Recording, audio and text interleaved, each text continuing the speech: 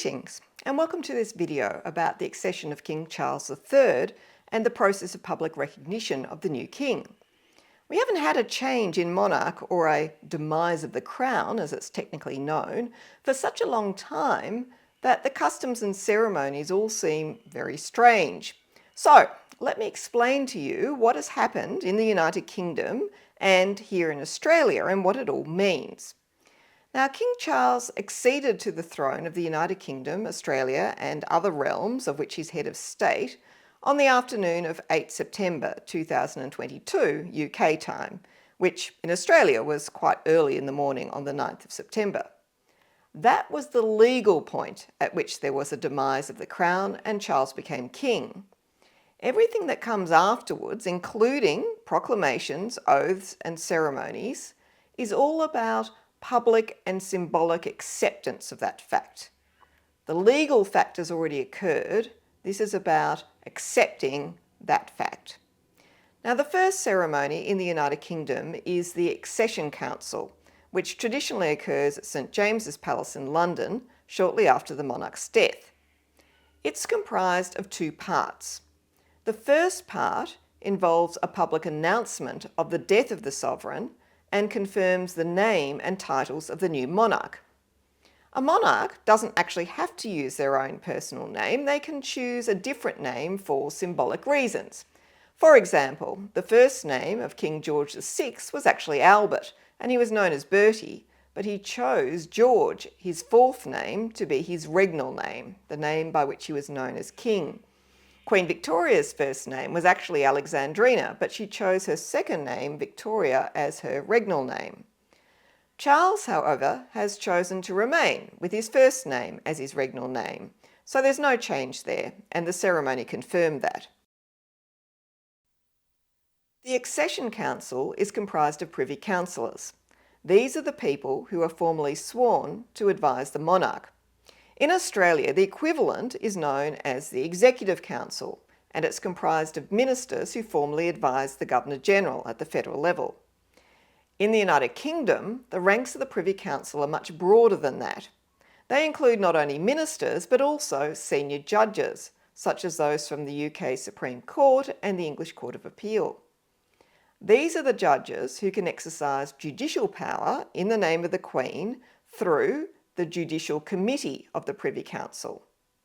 Now, in days of old, this Judicial Committee of the Privy Council, which was often just described as the Privy Council, decided appeals from cases heard from Australia.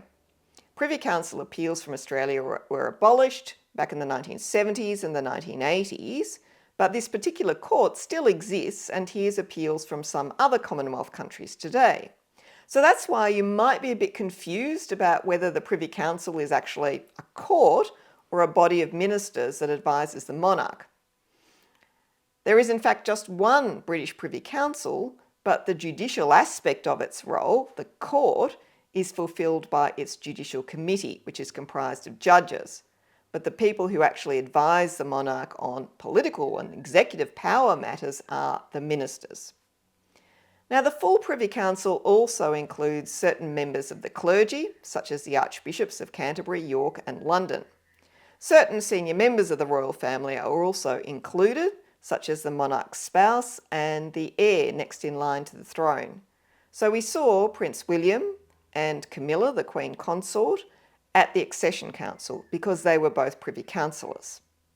Certain other officials are also included, such as the monarch's private secretary and the Speaker of the House of Commons, as well as some very senior civil servants. In addition, some people from the monarch's realms are included in the British Privy Council. Usually they're senior politicians and judges from those places. There are currently 31 current or former politicians from Commonwealth countries on the Privy Council, mostly from New Zealand, Papua New Guinea and places in the Caribbean like the Bahamas. And there are also 10 judges from Commonwealth countries, again mostly from New Zealand and the Caribbean. In the past, some senior politicians from Australia and judges were also appointed to the UK Privy Council. The last living Australian judge who was a Privy Councillor was Sir Ninian Stephen, a former High Court judge and a former Governor-General. but he's now passed away. The only living Australian former politician who remains a Privy Councillor is Ian Sinclair, a former leader of the National Party who later became a Speaker of the House of Representatives. Another Australian who is a current member of the Privy Council is Sir William Heseltine, who was previously the Queen's Private Secretary and has now returned to live in Australia. Privy Councillors all make a solemn oath of confidentiality about what happens during a Privy Council meeting, and this means that the monarch can be advised in strict secrecy. It's also one reason why in the United Kingdom the opposition leader and leaders of main political parties are made Privy Councillors, so that they can be consulted on highly secret matters, such as those concerning national security, in circumstances where they are under a solemn oath to keep that matter confidential. Privy Councillors are given the title Right Honourable. As at September 2022, there were 718 of them, so that's quite a lot. But in practice, normally only 2 of them are ever rostered on to attend Privy Council meetings advising the monarch, and those who are rostered on are obviously current ministers. But when a monarch dies, they are all summoned to attend the Accession Council. In practice, however, only a limited number can actually attend because, frankly, they couldn't all fit in the room. Also, those on the other side of the world, like in Australia and New Zealand, have a practical problem in getting there in time. So they usually can't attend. As the first part of the Accession Council is about the public proclamation and acceptance of the new monarch, they widen the representation there of people attending beyond Privy Councillors, and they include therefore observers, which include the High Commissioners of the various realms of which the monarch is head of state. Now, a High Commissioner is the country's diplomatic representative in the United Kingdom. So Australia's Acting High Commissioner, Lynette Wood, attended the first part of the Accession Council on Australia's behalf. In addition, local community representatives are invited, being the aldermen of the City of London, so that's local councillors. In this part of the ceremony, the proclamation was then read out and signed by various officials, including the Prime Minister and the senior members of the royal family who were in attendance. It stated that upon the Queen's death, the Crown is solely and rightfully come to Prince Charles Philip Arthur George. It then said that members of the Privy Council, representatives of the realms and the territories, and aldermen and citizens of London, with one voice and consent of tongue and heart, publish and proclaim that Prince Charles is our only lawful and right liege lord, Charles III, by the grace of God, of the United Kingdom of Great Britain and Northern Ireland and of his other realms and territories King, head of the Commonwealth, defender of the faith. It also said that they acknowledge their faith and obedience to him, the King, and beseech God to bless him with long and happy years to reign. Now, you might be asking at this point, what is a liege lord? Well, it's someone to whom you express homage, faithfulness, and submission. It's a sort of a medieval type of concept.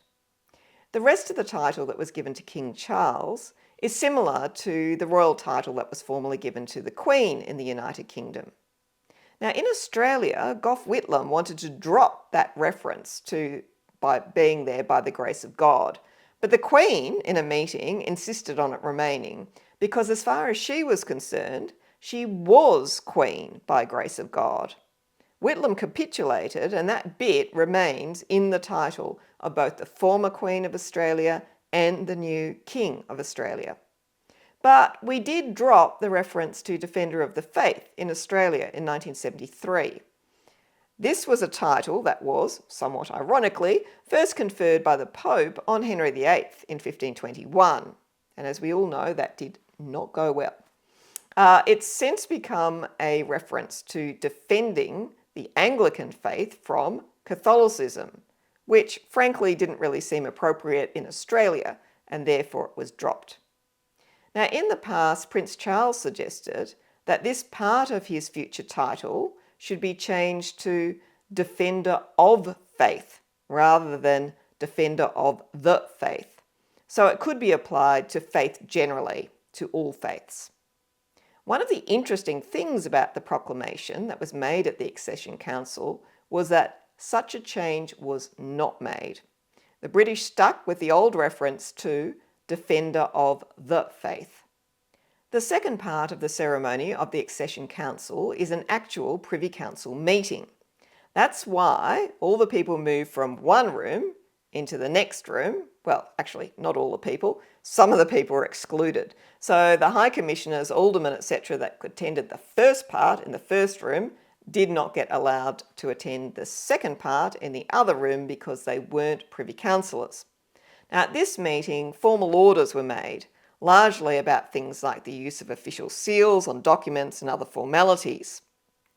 Now, you might have noticed, if you watched, that everyone at the meeting was standing. There were no chairs, there was no seating arranged that you'd normally expect in a large meeting, particularly when you've got a lot of elderly people there. And this was not just to pack more people into the room. Traditionally, at Privy Council meetings, the monarch stands, and that means that everyone else has to stand too, because you're not allowed to sit down while the monarch is standing. That's part of the rules of protocol. Now, the reason for this seems to be the practical one of actually keeping the meeting short. No one wants a meeting to drag on if you're all having to stand throughout it. At Privy Council meetings, the Lord President of the Council reads out each order and the monarch then says, approved. Now, doing that, the monarch is acting on the advice of his or her ministers and in fact doesn't really have much discretion.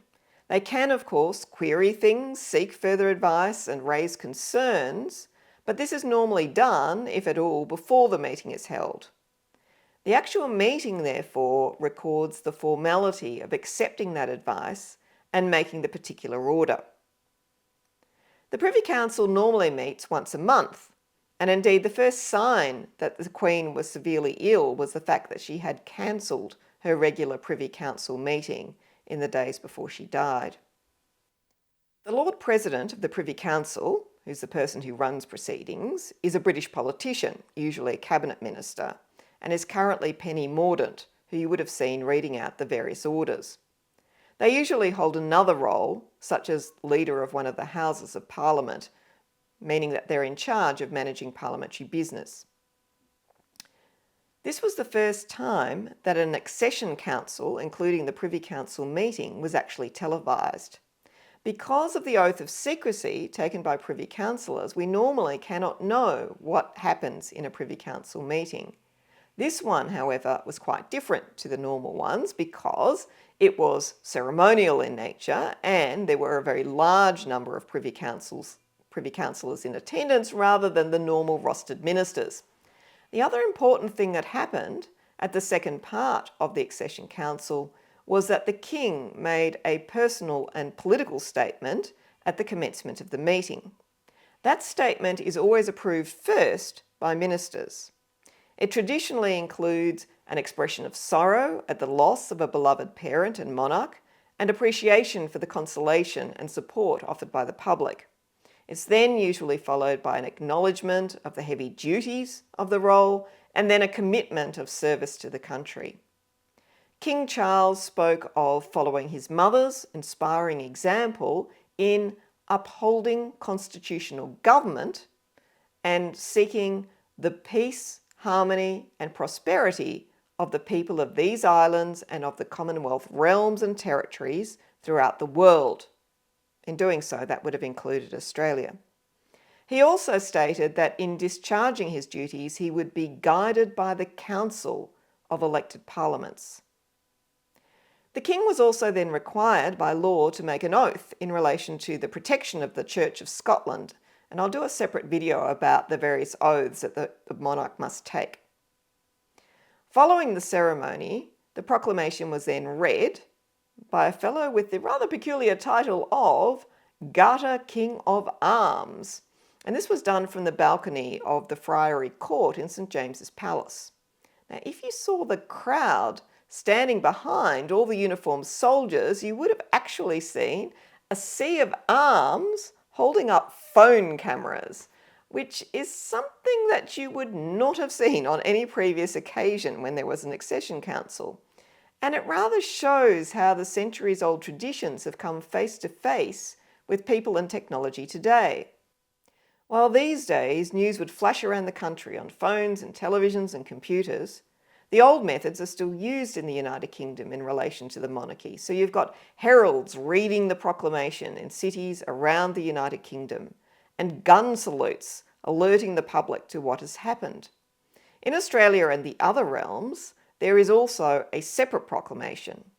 In Australia, the Federal Executive Council met, and if you don't know what that is, see my other video, to order that the proclamation be made. It was then read by the Governor-General at midday on the 11th of September in the front of Parliament House. Later, state governors read equivalent proclamations outside Parliament of their state.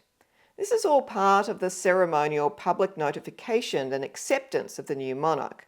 Again, it's not legally necessary. Charles III was already King of Australia, but it forms part of that centuries-old British custom of having heralds proclaim the news throughout the length and breadth of the country.